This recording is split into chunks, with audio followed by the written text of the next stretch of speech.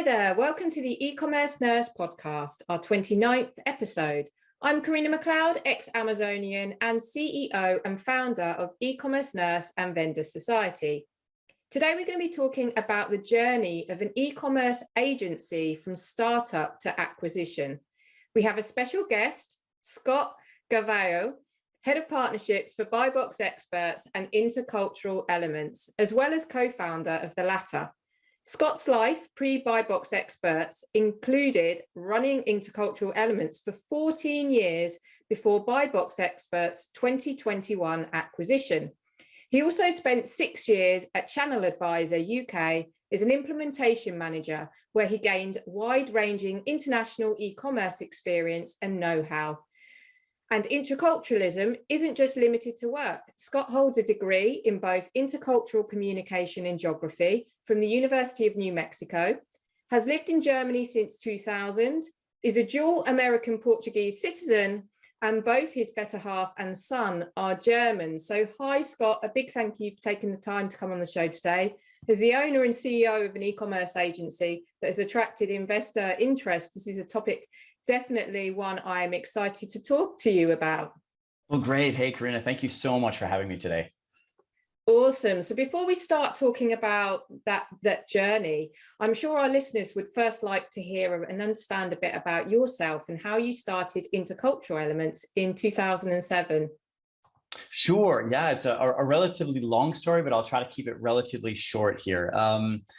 I got into e-commerce a long time ago, back in 2004.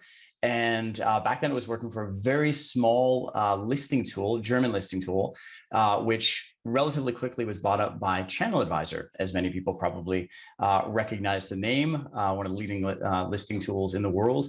And since I was based in Europe at the time, been based, as you mentioned, I've been based in Germany since 2000.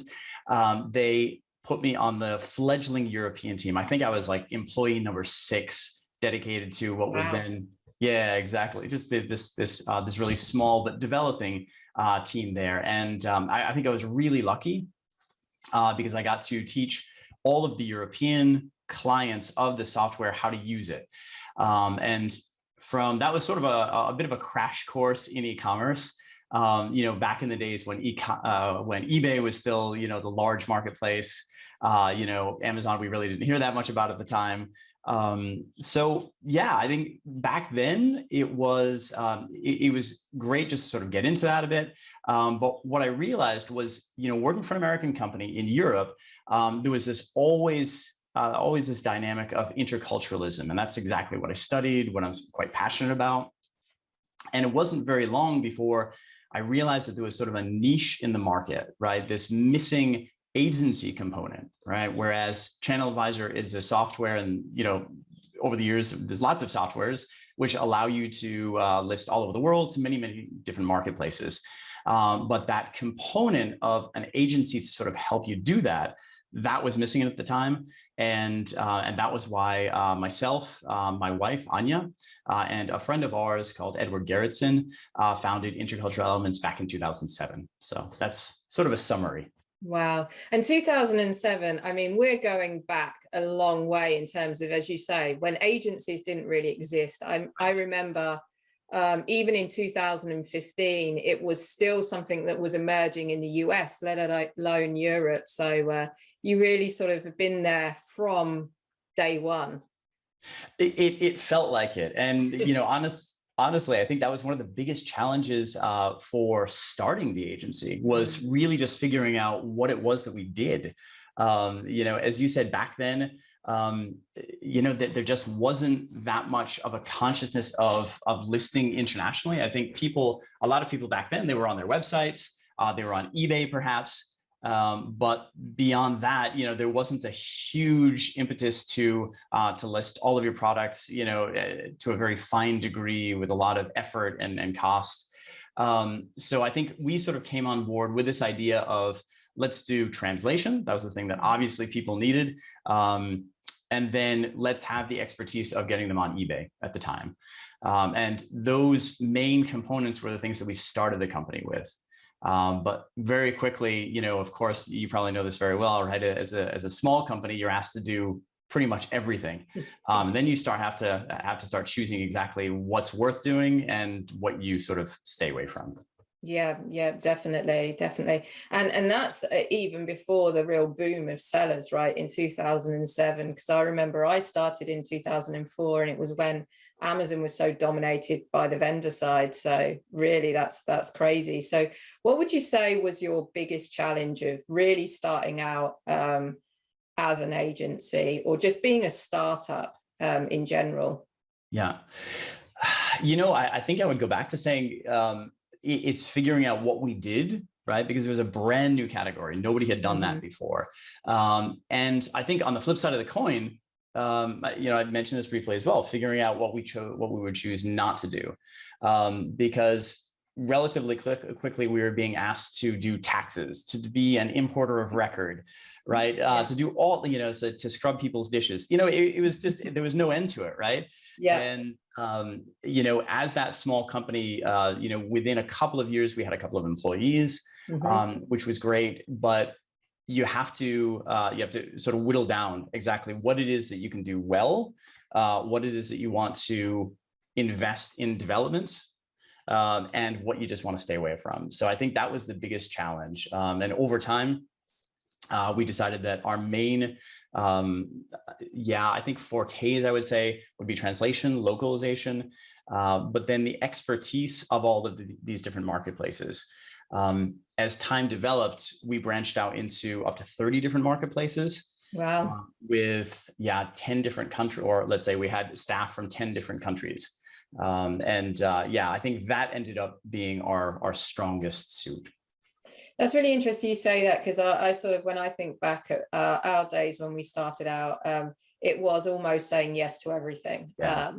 And trialing it, and then you'd be like, why did we just say yes to doing this? Because we've never done it before, and we don't know, we sort of know how to do it, but we don't have the resource. And you end up down this really rocky road, right, where you want to achieve results and meet expectations, but you almost know that perhaps you've said yes a bit too much in terms. So it's great that you highlight that as a challenge, because we often find that when we look and we talk with smaller agencies, or not smaller, but newly evolving agencies that completely go down that path. And I think it's part and parcel of sort of building that initial portfolio, isn't it, at the same time? Yes. Yeah, I completely agree. I think it's quickly, maybe some advice that I would give, to newer agencies or people that are just finding their bearings, is figure out what you do well, play to your strengths, and don't try to develop every single strength, but rather focus on what you do really well. Yeah.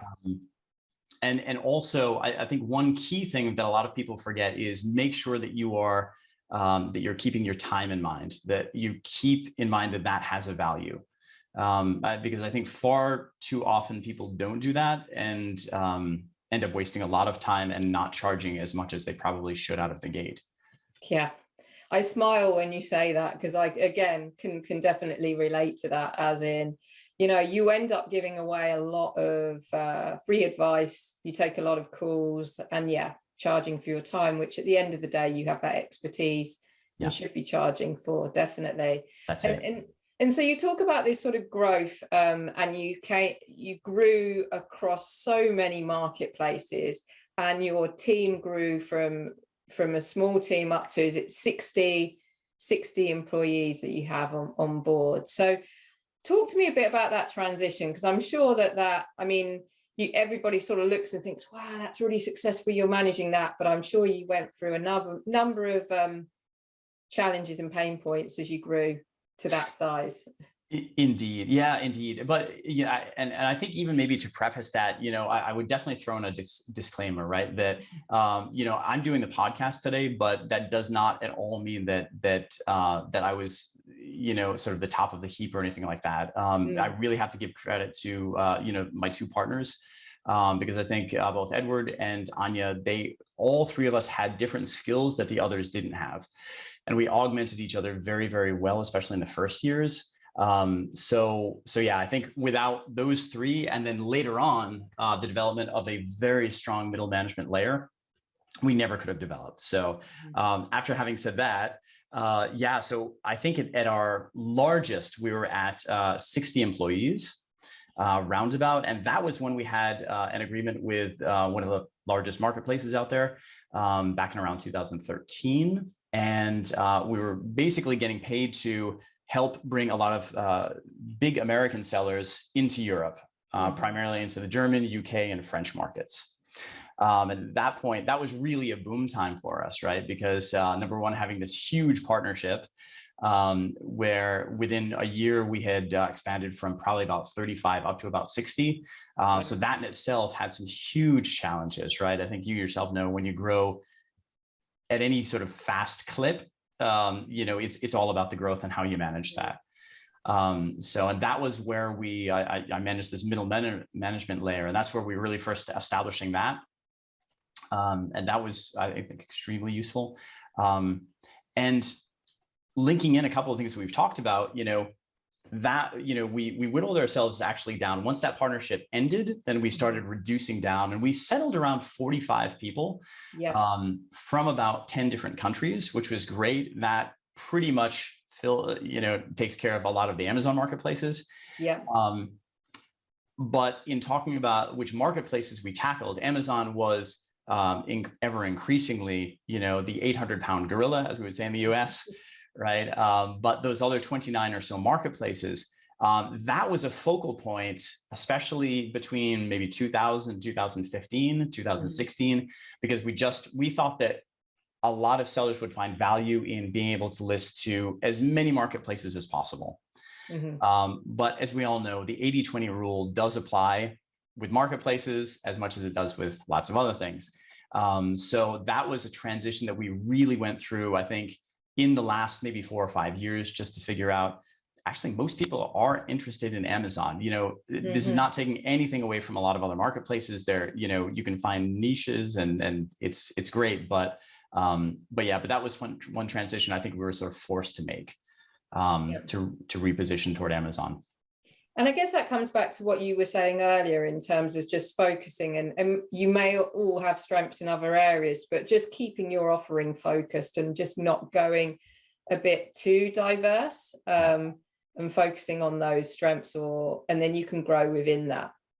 Indeed. Yeah, definitely. And I guess going from a start, I can imagine, of a team and you almost doubling in size, there's so much involved in terms of recruitment, financing. There is just finding the right people and having middle management. Was there a time where you just were, I say, at that point of just giving up? And I love that how modest you are in terms of how you had the disclaimer and how you did that. It was a group effort, and that's fantastic. And I guess you've got that part where you can bounce off one another as well in those low times. But did you have one of those times, or many a times, where you just felt like life would be easier if we just quit this and I went back and did what I did, for example, at ChannelAdvisor?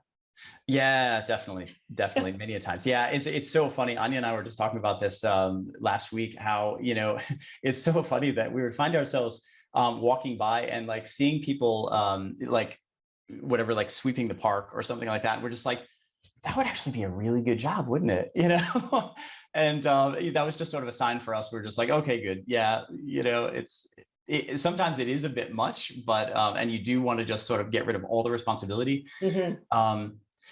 And yeah, I mean, I think there were many a time, especially as a self-funded company, we chose, and you've mentioned investors, we chose to stay the captains of our own ship and not take on investment until very, very late in the process.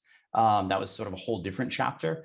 And I think as a self-funded company, it is difficult because you are limited by so many things, who you can hire because you're not paying as much as you wish that you would, et cetera, right? And yeah, I think that was a big challenge. There were many times where, where things, a big customer not paying or things like that. Yeah, you get close, but I think it's really all about sort of the team effort and pulling together. And we figured out really quickly too, one of the most amazing things that I've learned on this journey is that there is a solution for pretty much anything, and I think if you have a team around you that know each other really, really well, there's pretty much nothing that you can't solve. So that was amazing to see, challenge after challenge, year after year. And in the end, I think it really comes down to the staff, because so many people had been with us for so many years that there's the dedication. It is like a family feeling. So yeah. And that's a really vital point. And for anyone that's listening today that's starting that journey as a startup, is that it is a roller coaster journey, and it's about enjoying those highs, but also enjoying those lows as much as those highs, right? Because otherwise you can completely crash. And as you say, just think, wouldn't life be easier if we did this job or that? But there's something that keeps you on that roller coaster. There's that adrenaline of enjoying it, but also, as you say, people, and knowing that once you get through almost that hard time, I guess it's you come out of it and you think, okay, we got out of that. That's fine. We did it. We got through it, which then I guess makes you more resilient every time you do have those ups and downs. That's it. And you think to yourself, if we got through that and that and that, then we can surely get through this too. We don't have a solution yet, but we will. Yeah, definitely. And you mentioned the one part I really love about sort of your business is you talk about being self-funded, because there are so many businesses out there, and especially software companies, because there's a huge amount of investment in developing the software, where it is all about raising funds to do X, Y, and Z. When did it come to that point for you where is it always been in your mind that you would have an exit strategy and go out after investors? I'm guessing that's a no. And then what changed things for that to then happen? Yeah, well, funny enough, actually, I don't even think that we've really talked about this in great detail, but you've touched on a couple of points which all link together. Yeah. And that is specifically that we were an agency, right? That's all we've talked about so far. But back in 2014, 15, we decided that, just like so many other agencies out there, it is just tough. I think this is a tough time now, even more than then, for agencies.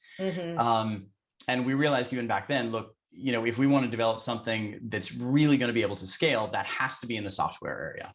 So we made a strategic choice to invest quite heavily in a software. In short, we took some of the tools that we had already been using in-house, and we tried to internet those, or sort of link those together, and then polish them up and try to sell it. It went through so many different variations, and it took a good couple of years, to the point where we really came to the conclusion that, look, we're not going to be able to do this without investment, because as an agency, especially that large, when we had over 40 people with us, it was a financial challenge in some years, right? And then we realized, where we had that road that we had to go with the software was so long that we wouldn't really be able to do that long term, based on the money that we were making. And if we were really wanting to do the software right, we would have to get investors. So long story short, we said, okay, let's look for investors specifically for the software. That process took a bit over a year, and a little bit longer than that. And we found, fun enough, actually, an investor right here in the same city that we're located in Leipzig.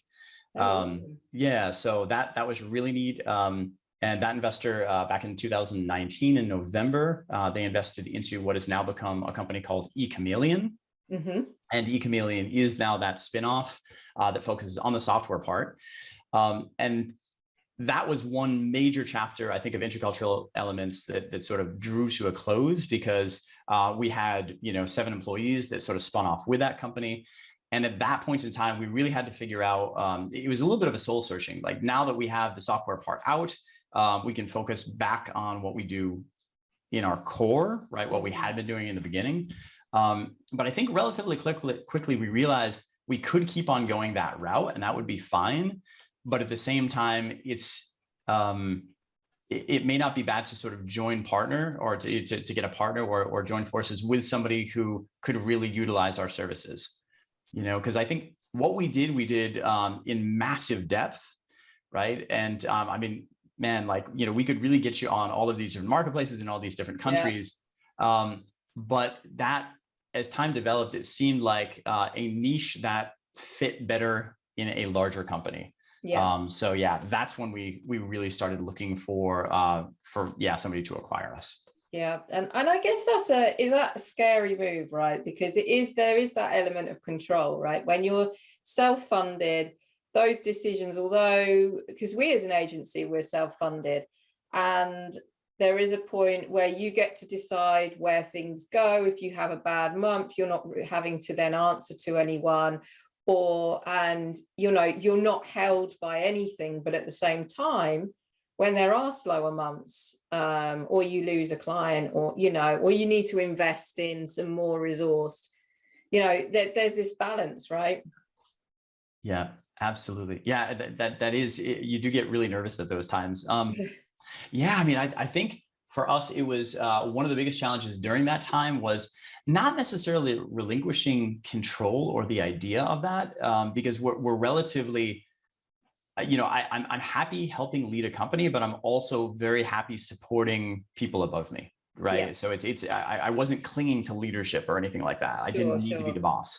I think the biggest challenge for us during that time when we were looking for somebody to acquire was really finding the right match, because I had seen just through my career, I had seen at least one instance where that had gotten very pear-shaped very badly. And I didn't want that to happen with intercultural elements. So I must have spoken to dozens of different companies and agencies and marketplaces and listing tools and pretty much anybody you can imagine, just to sort of see where there may be a fit. And I think that's one tip that I would give is, I think, for anybody who's looking to sell or thinking in the future about selling, you just need to really put out a lot of feelers, right? Get in touch with most anybody who may know somebody, because I think the point that I'm getting at is that you really want to talk to as many people as possible, because it has to be a magic moment, right? It's not just you fitting into their portfolio, but it has to be the magic moment that they can do that, right? Because every agency, every company has so many things on their agenda, right? And then acquisition is it's a huge disruption, right? Good or bad. Yeah.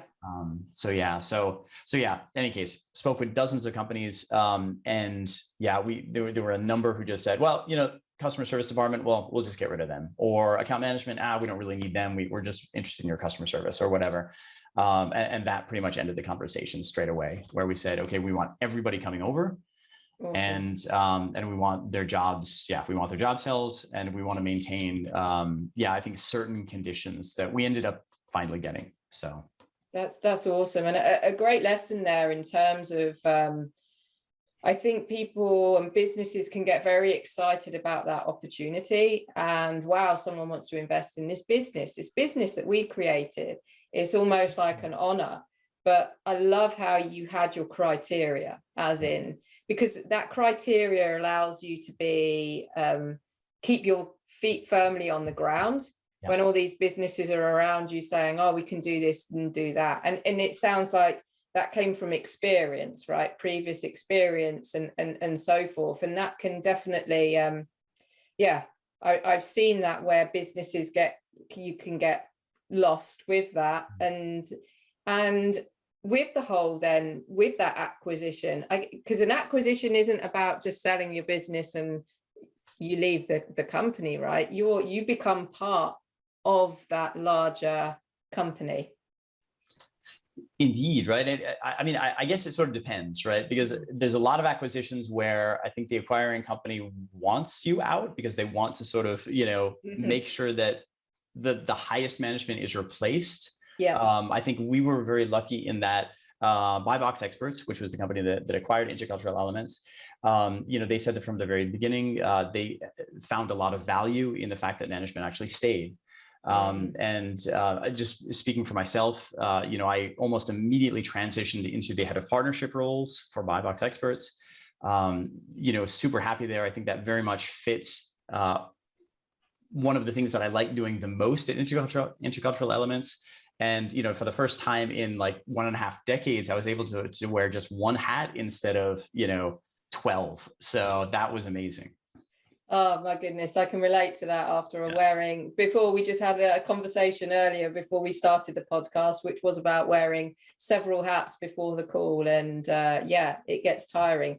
I love your journey so far, you know, in the sense of you finding what your core was and then really pushing that forward and really seeing success in that, but then almost to a point where knowing when is the time, knowing when is the right time to then say, okay, we've got it to X, but now it needs to get to Y. Do we continue that journey or do we become part? And I think it's almost that part of letting go of to some extent of your baby, you know, in terms of what you've grown as well, and it sounds like you did, you know, you found the right partner, which is fantastic, because as you say, you know, it can work in many different ways.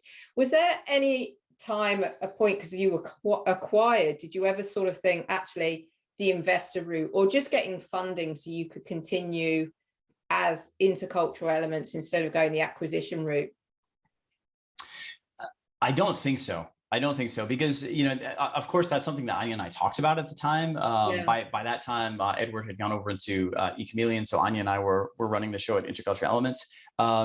So yeah, you know, we talked about it, but it was just, I think it was a life choice more than anything else. You know, there is definitely a dynamic that we haven't mentioned, but is ever present, right? You know, if you're in like a husband-wife team, right? It plays a whole different role too, because it is ever present at home, right? I mean, you know, as much as you say, okay, we're not going to talk about work, you know, on date night or whatever, somehow it ekes in, and you know, so to that extent, I think it was a life choice where we said, you know, we love what we're doing more than anything. We love the staff, right? We love the people that we work with, but we realized investment probably wasn't the right direction. Instead, acquisition where somebody else is running the ship and we can just support that. Moreover, that we also wanted to give, you know, our staff possibilities that they wouldn't have normally, because you can only do so much. When you only get so big, you know, there's only so many different management positions that you can develop, right? And then we were losing very good people because they want to develop, but we couldn't pay well enough, or, you know, we couldn't give them those opportunities. So yeah, I love that, because there is a part where there is that personal part, in the sense that you devote so much time, right, to your business and to help the business grow, and it's a bit of blood, sweat and tears. You give it your all, but how sustainable is that? You need that time for yourself, and it's really great that you sort of found that, and you know, and I can imagine how that sort of went into the family environment as well, if you're working together on that. Yeah. So if you were to do that again, like let's say you were to do it again, all over again, what would you do differently? What did you do? Oh, gosh, there's so many things, right? I mean, you know, there's probably more errors than, you know, than successes, right? And you just learn from them and, you know, learn for the next time, right? Yeah. So, I mean, I think maybe changing the question a little bit in what would I recommend to people? I would always recommend, you know, outsourcing has been an extremely valuable thing for us.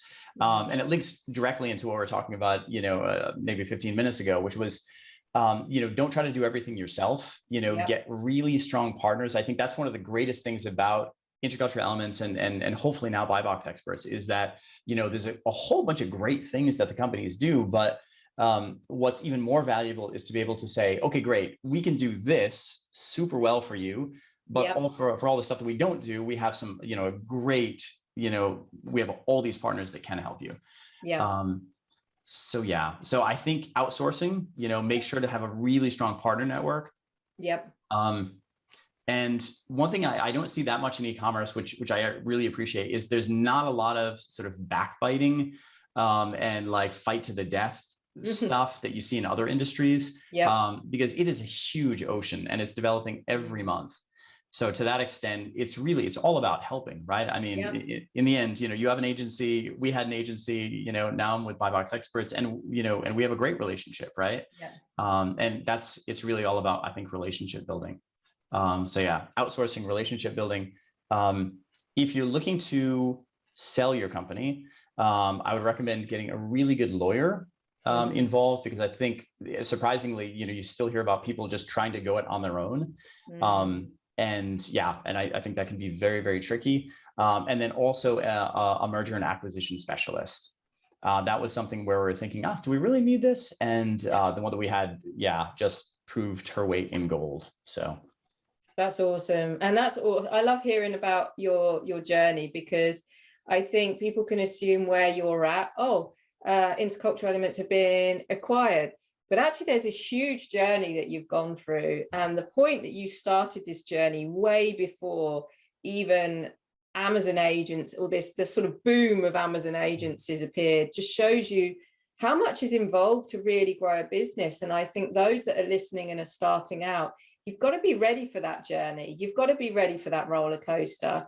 And it's not just, and enjoy it as you go along, because you're going to be doing it for it's not going to be something that just happens overnight, right? It takes a lot of figuring out, as you said, of what are we good at, what are we not, where do we want to focus as well. Yeah.